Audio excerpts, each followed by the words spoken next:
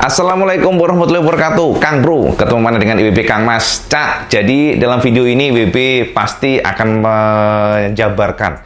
Kita akan membahas mengenai Maverick Viñales dan IWB sangat paham. Sampai pasti penasaran.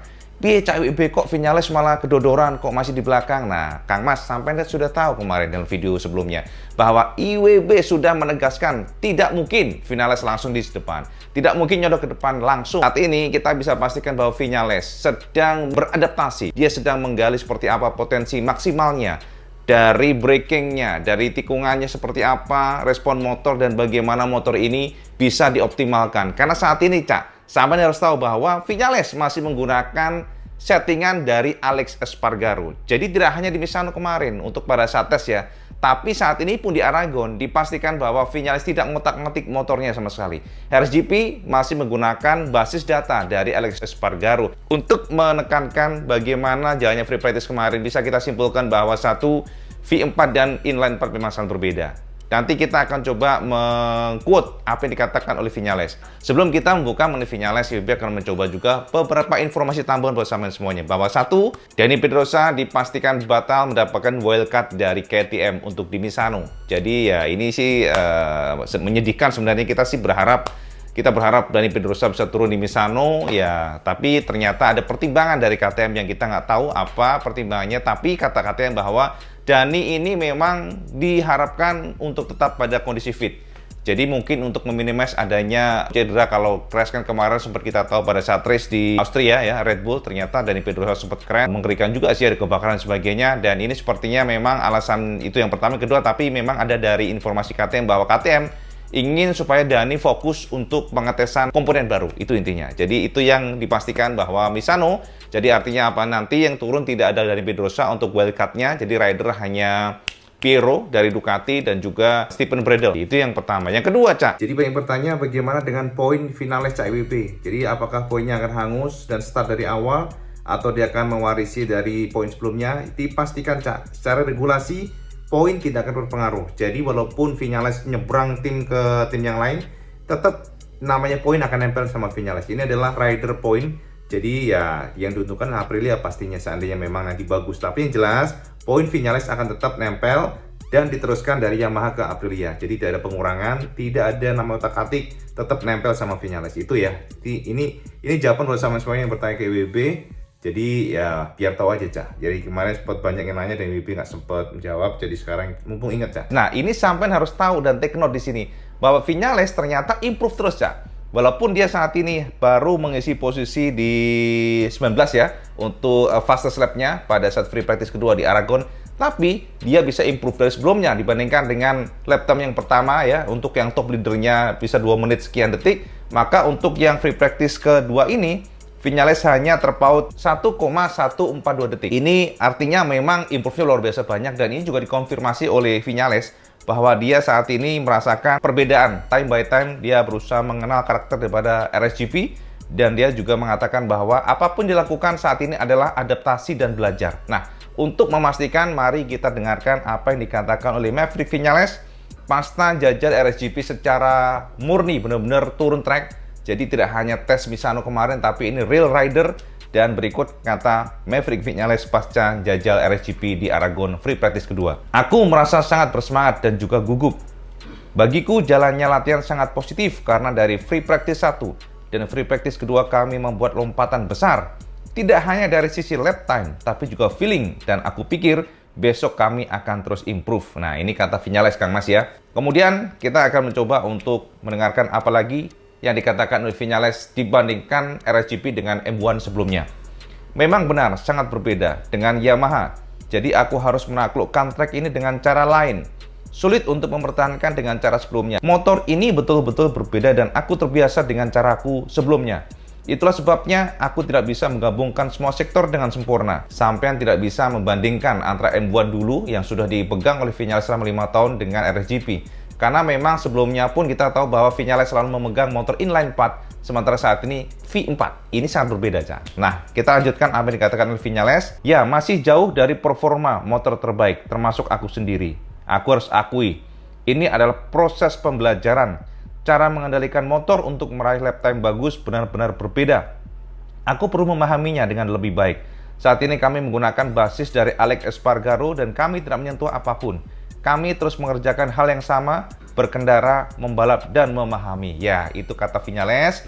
Jadi Kang Mas, ini menurut IWB sudah luar biasa ya, walaupun ya jangan disamakan dengan intinya gini, ini level MotoGP itu kan kompetisi yang sangat berbeda, kompetisi yang high level, kompetisi yang sangat ketat, karena sedikit aja kesalahan atau sedikit lap time itu akan memberikan perbedaan besar. Kita lanjut apa yang dikatakan oleh Maverick.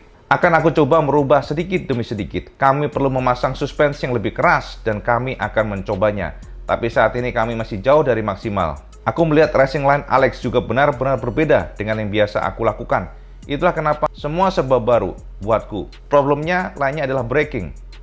Aku masih sulit mengerem. Aku mengerem terlalu dini. Itu juga masalah utama karena aku terbiasa dengan gaya berkendara yang berbeda. Tetapi kami semakin dekat. Di Misano aku semakin dekat dan di sini dari hari ke hari dan latihan kami akan semakin dekat. Bagiku, bagian yang paling sulit adalah pengereman karena akselerasinya sangat bagus dan aku bisa mengontrol motor dengan baik. Itu bukan masalah, tetapi aku harus membiasakan diri di area pengereman karena motor ini benar-benar berbeda dengan motor yang biasa aku kendarai. Hal kecil membuat perbedaan besar. Aku rasa masa itu akan tiba. Ini tentang bagaimana menorehkan lap time dan mempercayai bagian depan lebih dari apapun. Itu kata Viñales. Nah, kemudian kita akan coba quote apa yang dikatakan oleh Alex Rins yang sempat buntuti Viñales. Berikut kata Alex Rins. Aku sempat di belakang Maverick di free practice pertama dan dia sedikit kesulitan untuk membuat motornya berbelok. Yang pasti, mesin yang digunakan memang sebuah mesin berbeda dibandingkan dengan Yamaha yang memiliki inline 4 dan Aprilia adalah V4. Jadi Cak, kalau kita lihat memang dari combine lap kemarin ya, kita bisa pastikan dari MotoGP free practice hari pertama, Miller menjadi pembalap terkencang dengan 1 menit 47.613 detik. Kedua Alex Espargaro, Crutchlow dan lain sebagainya. Itu untuk yang top 3-nya ya. Kemudian untuk yang FP2 kita bisa pastikan juga Miller dari Ducati masih menjadi pembalap terkencang. Kita melihat bahwa jalannya kualifikasi memang tidak mudah bagi Maverick Viñales. Jadi Viñales pada saat kualifikasi hanya berhasil start di posisi ke-19.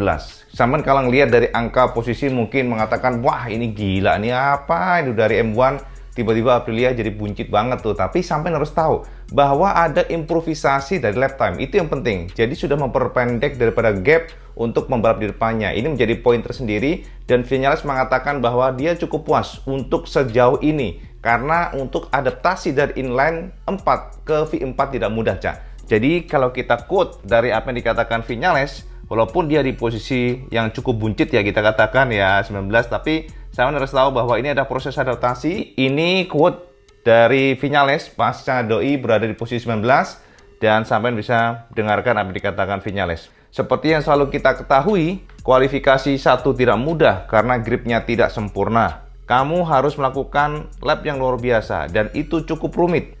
Tapi aku merasa bagus pada FP4.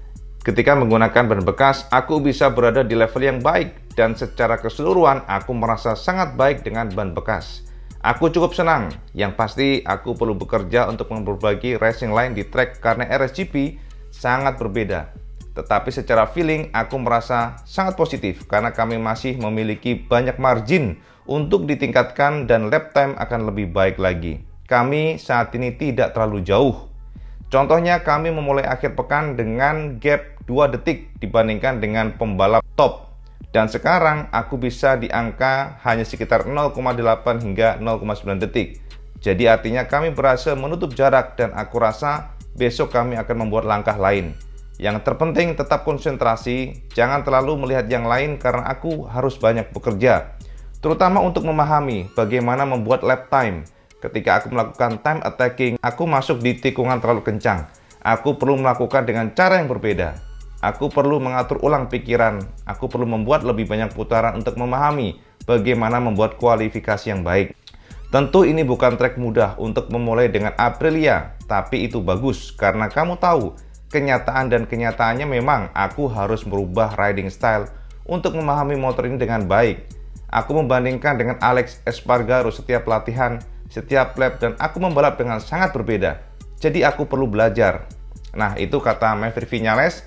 Dan Maverick juga mengatakan ada 3 poin yang menurutnya berbeda dibandingkan dengan M1. Kelebihan RSGP yang tidak dimiliki Yamaha M1 menurut dia ya. Jadi berikut kata Vinyales lagi, Cak. Power delivery mesin sangat menonjol dan bertenaga. Hanya saja aku perlu memahami untuk mengatur torsi yang besar ketika masuk dan di tengah tikungan serta membuka gas. Di beberapa tikungan aku merasa masih telat buka gas. Namun di beberapa tikungan aku terlalu awal buka gas. Jadi aku perlu membiasakan diri dengan motor untuk mendapatkan performa maksimal pada akselerasi. Aku juga perlu bekerja pada pengereman. Ini adalah area terbesar yang berubah. Dan yang ketiga adalah pemilihan ban yang lebih fleksibel. Hari ini adalah pertama kalinya aku mencoba ban depan keras setelah hampir 2 tahun aku tidak menggunakannya. Pada free practice 4 aku merasa sangat baik dengan ban bekas. Ini positif karena balapan akan menjadi sangat panjang dan sulit, jadi aku rasa lebih baik dengan ban keras. Ini memberiku banyak umpan balik tentang hard braking. Ini ada sesuatu yang tidak biasa aku pakai pada motor sebelumnya karena aku terbiasa selalu mengendarai dengan ban depan medium. Bahkan dalam kondisi panas sekalipun, ban hard memberikan stabilitas yang baik. Ini adalah kelebihan yang aku suka. Jadi aku rasa kami memiliki potensi saat balapan nanti. Yes, itu kata Maverick Viñales, Cak.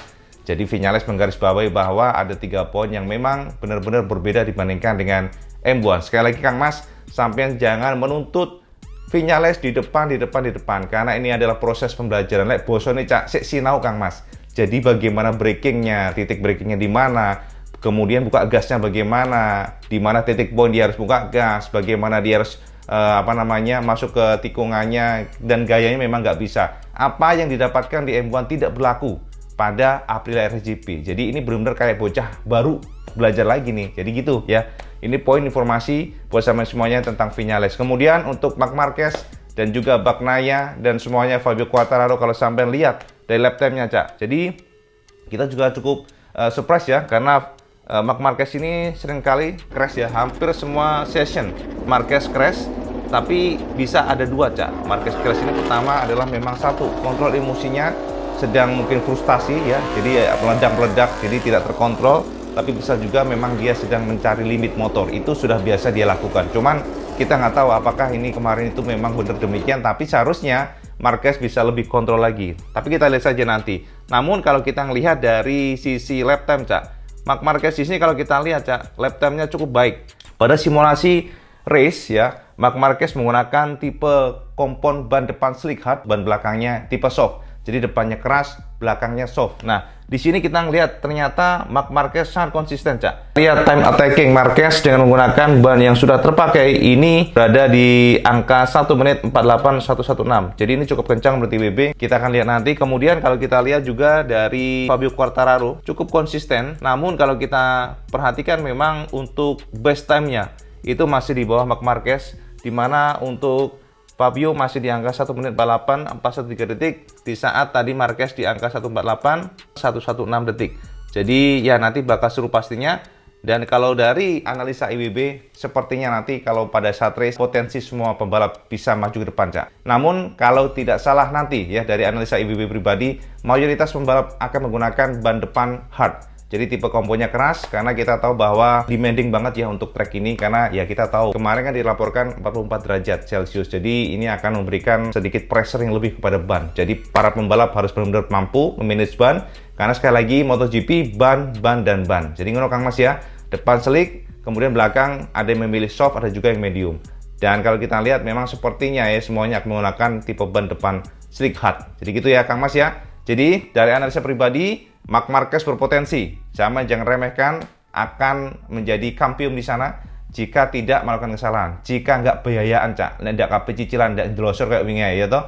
Kemudian Fabio Quartararo, mungkin untuk hari ini untuk juara 1 agak berat dari kacamata pribadi, tapi podium bisa, ya. Jadi gitu ya. Kemudian Bagnaia sama, ya, Jack Miller juga punya potensi. Kita harus lihat juga Ducati, Jack Miller, Jorge Martin, dan juga Bagnaia ini memang kalau kita lihat sangat-sangat mirip lap time-nya, tergantung nanti konsistensi seperti apa. Jadi kalau menurut IWB pribadi, Suzuki agak berat hari ini, tapi ada 3 pabrikan yang menurut IWB berpotensi, yakni Honda dari Marquez, Fabio Quartararo Yamaha, dan juga Ducati. Ducati, either Jack Miller atau Bagnaia, bisa saja nanti masuk di depan ya. Jadi ini hanya analisa, kalau salah nyuwun sewu minta maaf. Dan Cak, sama tunggu IWB mendapatkan video terbaru R15 versi 4 yang termonitor di Indonesia. Sudah terjepret, Cak.